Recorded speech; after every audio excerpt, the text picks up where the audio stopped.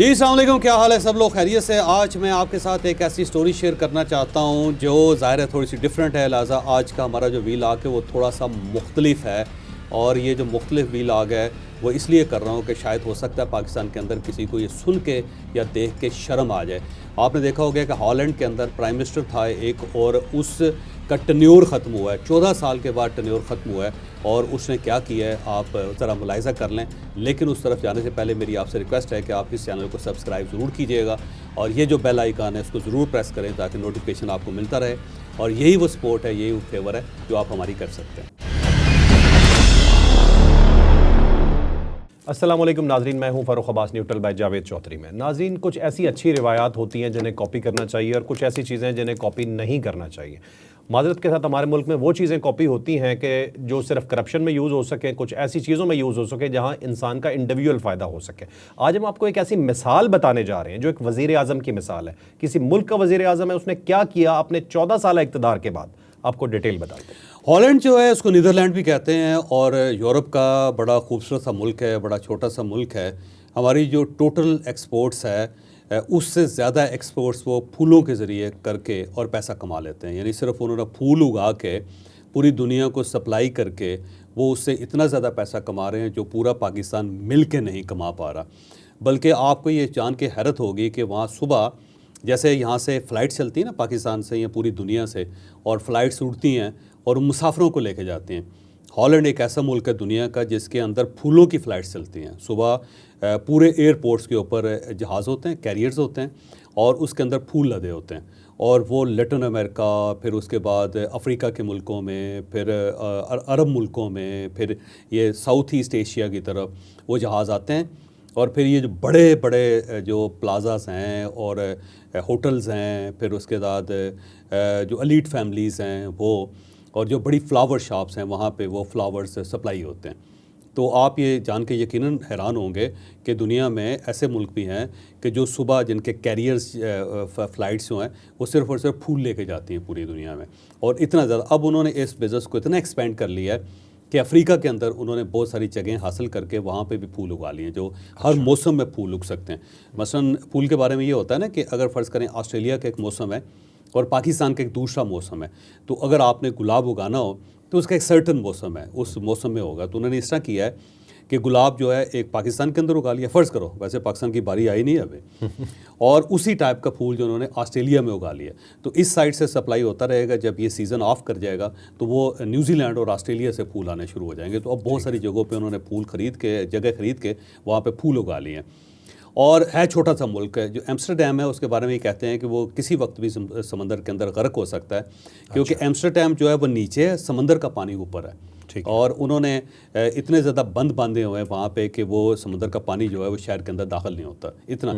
फिर इसके अलावा जो आप एम्स्टरडैम में जाएँ तो पूरा एक सेक्शन है उनके शहर का जो रिक्लेम करके ज़मीन जो है उसके ऊपर बनाया, बल्कि फ्लोटिंग है वो। उन्होंने बड़े बड़े प्लास्टिक के बैग्स रख के ना, बड़े थिक, और उसके अंदर हवा भर के, और उसके ऊपर प्लाजास बने हुए हैं, उसके ऊपर सड़कें बनी हुई हैं, उसके अंदर अंडर पासिस बने हुए हैं और उसके अंदर रेजिडेंशियल अपार्टमेंट्स बने हुए हैं और आप वहाँ पे लोग रह रहे हैं। बहुत बड़ी आबादी है, जबकि उस नीचे ज़मीन नहीं है, वो फ्लोट कर रही है सारा का सारा पोर्शन।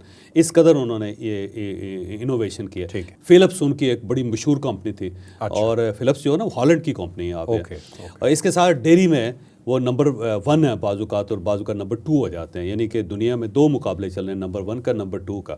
और हॉलैंड जो है उसकी जो गाय है पूरी दुनिया के अंदर मशहूर है। ये जो ऑस्ट्रेलियन गाय है और न्यूजीलैंड की गाय है, ये बेसिकली हॉलैंड की गाय है। और अमेरिका के अंदर जो है ना नंबर 1 गाय दुनिया के अंदर है, वो भी सारी हॉलैंड की हैं।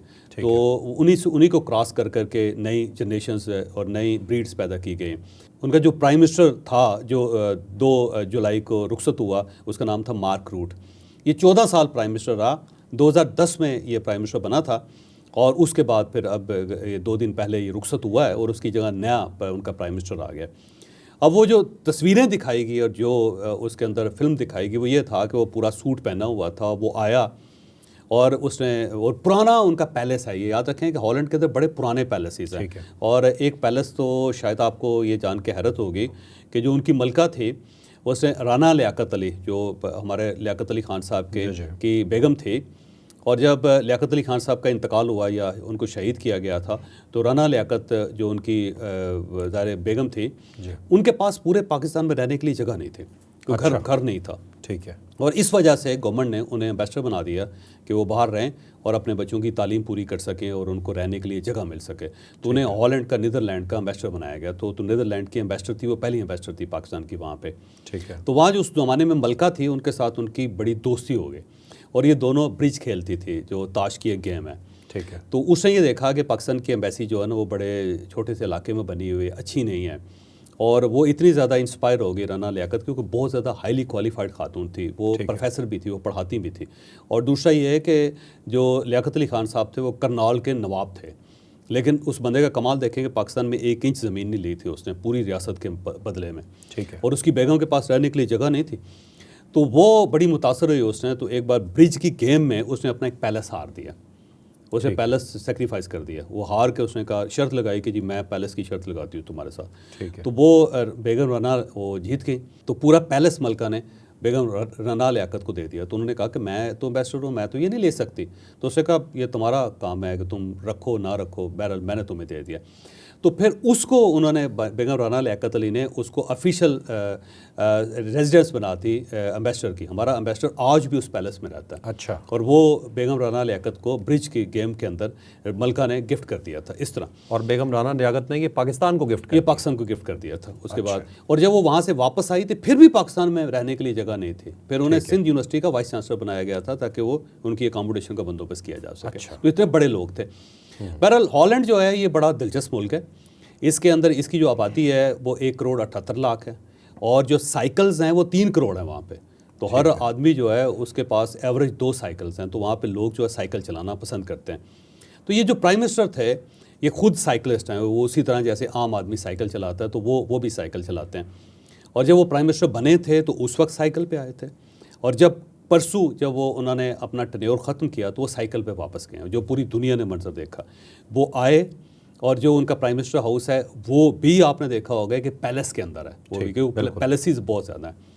तो वहाँ पे नए प्राइम मिनिस्टर आए और उन्होंने वहाँ पे साइन किए। साइन करने के बाद उन्होंने फ़ाइल उनके हवाले की, उनको चेयर दी कि जनाब ये प्राइम मिनिस्टर और ये कैबिनेट का, यहाँ पे कैबिनेट होती है, ये आपके हवाले। और उसके बाद वो प्राइम मिनिस्टर बाहर निकला। बाहर निकल के उसने अपना साइकिल सीधा किया और उसके ऊपर वो साइकिल चलाते हुए घर चले गए। और एक्चुअली ये है कि बंदे के पास सिर्फ अपार्टमेंट है इस 14 साल की प्राइम मिनिस्टरशिप के बाद भी। वो इतना खुशहाल नहीं है कि वो को बहुत अच्छी ज़िंदगी गुजार सके, और अब दोबारा वो काम करेगा। और उसका ख्याल ये है कि वो कंसल्टेंसी का बिजनेस दोबारा करेगा। तो इससे आप अंदाज़ा लगाएं कि जो वेस्टर्न कंट्रीज़ हैं जिनको हम बुरा कहते हैं, उनकी मॉरल कितनी तगड़ी है, उनकी अखलाकियात कितनी तगड़ी हैं। और उसके मुकाबले में आप हमारे प्राइम मिनिस्टर्स को देख लीजिए, ये किस तरह आते और जाते हुए तोशा खाने की गाड़ियाँ भी साथ ले जाते हैं, जबकि इनके पास अपना फ्लीट्स हैं गाड़ियों के। आप किसी के घर चले जाएं, आप आसिफ जरदारी साहब के पास चले जाएं, आप मियां नवाज शरीफ साहब के जाके देखें, आप यकीन करें गाड़ियों की लाइनें लगी होती हैं और एक से एक बढ़कर गाड़ियाँ इनके पास हैं। लेकिन वो जो होती है ना, हिरस और हवस ख़त्म नहीं होती। तो जाते जाते वो तोशा खाना की गाड़ियाँ भी अपने साथ ले जाते हैं। कौन सा ऐसा प्राइम मिनिस्टर है जिसके ऊपर तोशा खाने का केस नहीं बना हुआ, और कौन सा ऐसा प्रेसिडेंट है जिसके ऊपर तोशा खाने का केस नहीं, इंक्लूडिंग जनरल परवेज़ मुशर्रफ साहब, वो तोहफे ले गए सारे। शौकत अजीज़ साहब, इतने अमीर आदमी, जाते हुए वो समेट के चले गए। आरफ अलवी साहब का केस खुलेगा, आप देख के हैरान रह जाएंगे कि ऐसी ऐसी चीज़ें लेके गए वो तोशा खाने में। ये सुन के, ये देख के शर्म आती है कि एक आदमी प्रेसिडेंट था, लेकिन उसकी हिरस और उसकी हवस का ये था कि उसने टेबल क्लॉथ तक नहीं छोड़े। और इस टाइप की जो है ना, मेरे पास पूरी एक फहरिस्त है, आप देख के हैरान ही रह जाएंगे। तो वो जो होता है ना, जो बड़ी कौमें होती हैं उनके दिल बड़े होते हैं, उनके दिमाग बड़े होते हैं। और ये वो चीज़ है जो हमारे रसूल ने सल्लल्लाहु अलैहि वसल्लम ने अपनी कौम से एक्सपेक्ट की थी कि उन्हें इस तरह सादा होना चाहिए कि हज़रत उमर फ़ारूक रज़ियल्लाहु ताला जब फ़लस्तीन भी फ़तह करके वहाँ पहुँचते हैं तो ऊँट के ऊपर, और ग़ुलाम उन्होंने उसके ऊपर बिठाया होता है और ख़ुद उसकी नकेल पकड़ के वो चल रहे होते हैं। और अगर आपने ये इस्लाम देखना हो तो आपको यूरोप के अंदर नज़र आएगा। और वो अगर तरक्की कर रहे हैं तो उसकी बुनियादी वजह यह है कि वो उन असूलों पर चल रहे हैं जो आपको तरक्की की तरफ लेके जाता है। और अगर हम आज तनज़ली की तरफ हैं, अगर हम दुनिया में बहुत पीछे हैं, तो उसकी बुनियादी वजह यह है कि हम हैं ही इस काबिल, क्योंकि हम हैं ही बेईमान।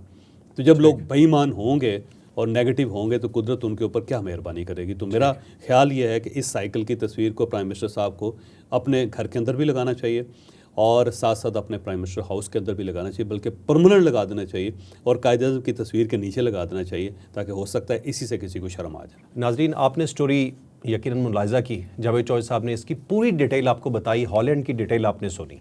मैं तो इससे बहुत मुतासिर हुआ हूँ और मैं ये उम्मीद करता हूँ कि हमारे मुल्क में अगर इसका 10% भी हो जाएगा तो हमें तरक्की करने से कोई नहीं रोक सकता। लाइक, शेयर, सब्सक्राइब करना ना भूलिएगा। इजाज़त दीजिए, अल्लाह हाफ़िज़।